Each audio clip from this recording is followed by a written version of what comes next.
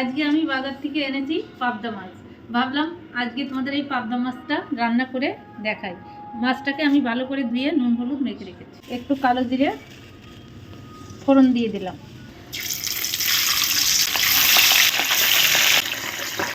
হয়ে গেছে, এবার আমি ফোড়ন দিয়ে মশলাগুলো দেবো। পাতার কাঁচা লঙ্কাটা ফোড়ন দিলাম, লঙ্কা আর আদার পেস্ট আছে এটার মধ্যে, এটা ঢেলে দিলাম।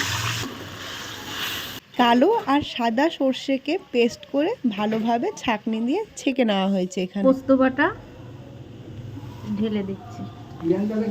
এখানে কালারটা চলে এসছে মোটামুটি। হলুদ গুঁড়ো, একটু নুন দেব, একটু কাশ্মীরি লঙ্কা গুঁড়ো দেবো, একটু চিনি দেবো, একটু নাড়বো।